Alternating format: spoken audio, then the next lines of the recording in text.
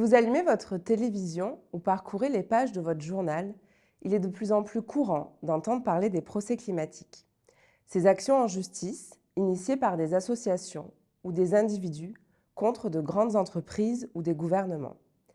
Ces procès visent à obliger les multinationales comme BNP Paribas, Casino ou encore Total Energy à participer activement à la lutte contre le changement climatique. De même, des actions sont intentées contre les gouvernements français, allemands, italiens, belges, brésiliens ou encore pakistanais pour les inciter à agir plus efficacement et rapidement dans ce domaine.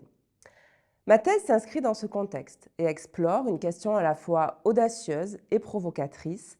Peut-on sauver le climat grâce au procès? Ce sujet présente à mes yeux un double intérêt. Le premier intérêt est de mettre en lumière un phénomène nouveau, celui de la juridictionnalisation du droit climatique. Alors que de nombreux auteurs soulignent le recul du rôle du juge dans certains domaines, les procès climatiques s'inscrivent en faux contre cette tendance. Ces affaires passionnent car elles reflètent une évolution profonde de notre société.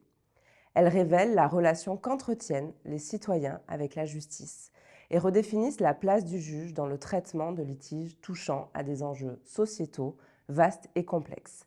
Le juge devient alors une figure centrale dans la résolution des conflits liés au changement climatique. Le second intérêt de cette étude réside dans l'examen des règles juridiques qui encadrent l'ouverture et le déroulement de ces procès, ainsi que les solutions adoptées par les juges. Cette perspective met en lumière comment le droit du procès s'adapte à un enjeu aussi complexe que celui du changement climatique. Les litiges, par leur dimension technique, transnationale, voire transgénérationnelle, posent des défis considérables.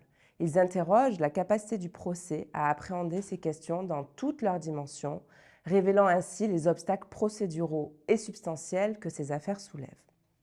Au-delà des difficultés qu'ils posent, ce sujet invite à se poser une question. Les procès engagés permettent-ils de réaliser le droit climatique, de le faire avancer? Le sens général de mon propos a alors été de démontrer que les juges, lorsqu'ils appliquent le droit à un litige climatique, clarifient les obligations pesant sur les entreprises et les pouvoirs publics, mais aussi reconnaissent des droits aux individus. Par leurs décisions, les juges façonnent donc les responsabilités des acteurs du dérèglement climatique, tout en consolidant les droits des citoyens à un climat protégé.